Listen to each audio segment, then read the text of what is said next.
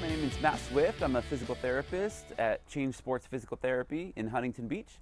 And I hope you're enjoying these videos. We've been putting together some videos for parents and young athletes to give them an idea of what it takes to keep their bodies healthy and to be able to advance in their sport and play at a high level, but at the same time protecting their bodies and making sure that they can play for the long haul. And if you haven't had a chance to look at those videos, we had a great interview with Bob Marshall. He's the head varsity baseball coach at Marina High School in Huntington Beach. We sat down with Dr. Couturis. He's a USA Volleyball doctor. He works with Fullerton, Cal State Fullerton, and a lot of different young athletes. We also sat down with Dr. Cruz. He's one of the team doctors for USA Gymnastics. And so if you haven't had a chance to look at that, take a look at our blog at the past posts there, and there's some great content there. And I'm really excited to introduce this next video to you. It is going to be a little bit longer than we usually do, and I had the privilege of sitting down with Aaron Brock. He's the sports medicine director with USA Volleyball over at Anaheim. And I just wanted to ask him some questions about what young athletes and parents of young athletes need to be thinking about if they want to be playing at a higher level. And he had just a lot of great information, so we made this interview a little bit longer, and so I hope you enjoy it. It has a lot of great tips in there. And my name is Aaron Brock. I'm the medical director for USA Volleyball. I've been in this job now for about 10 years. Prior to that, I had worked with the Cleveland Cavaliers for a year, spent a little time with the Baltimore Ravens for a couple summers, worked at a high school as I was doing my master's degree in Iowa City. Was fortunate enough to be asked to go to the Olympic Games in 2004 with the men's water polo team.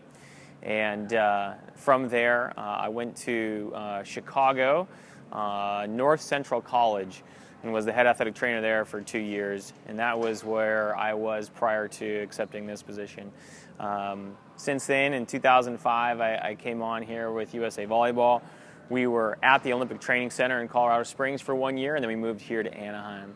And so that's through 2 Olympic Games, hopefully another one coming up here in Rio in a year. I think there's a lot of variables that I think we'll consider, when someone comes in here from an injury prevention standpoint and a longevity standpoint. I think the most common is younger kids, high school age kids, just don't have the what I call professionalism, and that's not a knock on them. That's just they just don't know. And so they don't know how to eat well. They don't know what it means to take care of their bodies. They don't know what it means to be able to manage volume, and they just don't know what they don't know. And I think that ends up accumulating, and if they don't get around people that can help them take care of their bodies, like medical staff, how can they make their bodies more durable and strong through a strength and conditioning staff?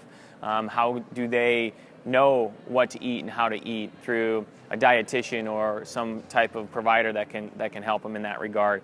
How do they know how to perform techniques appropriately and correct biomechanics if they aren't around coaches who really can train those? So I think it's really just a global professionalism that takes place when they come into our gym, and that again goes down from strength training to care of your injuries and nutrition. I would say those are the primary areas. And when it comes to injuries and injury prevention, the main areas that I'll see are shoulders, knees, and low backs. And so I think that there could just be a little attention paid to those areas. With some direction from a qualified medical provider, they can enact some plans that will allow them to extend their career. I'm pretty confident in that.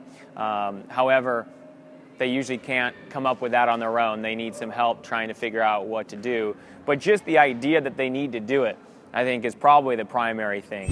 Yeah, so I think that one way to improve various conditions is through myofascial release, and that's just a big word for kind of self-massage with different agents like foam rollers, sticks, tennis balls, lacrosse balls, different kinds of balls. I think that what I've found over the years is that a lot of my players will carry a lot of these myofascial release devices with them.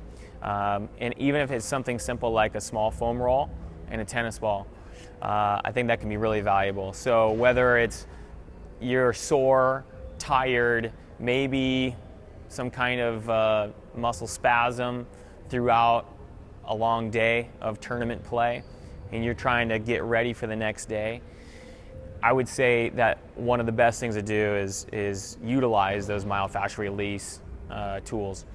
So getting on a foam roller and working through those hypertonic areas, those tight tissues.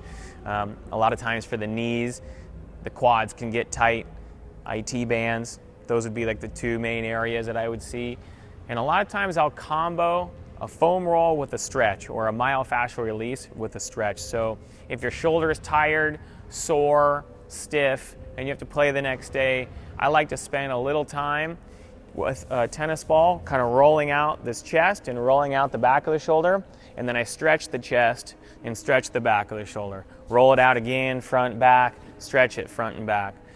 Same thing with the knee example that I gave. The quads, I believe, are probably one of the biggest areas that you can target that will, I think, give you some pain relief if you have some of that tendonitis pain that you had accumulated through a day's worth of play and you're trying to play the next day.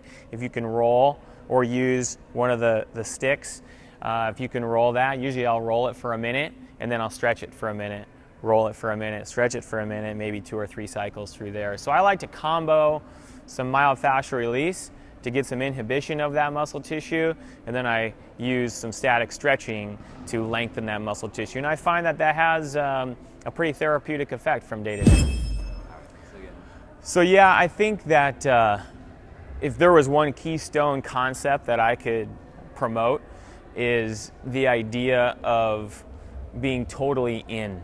And if you're in, what I mean by that is you are committed to being the best. You're committed to being a professional for a long period of time.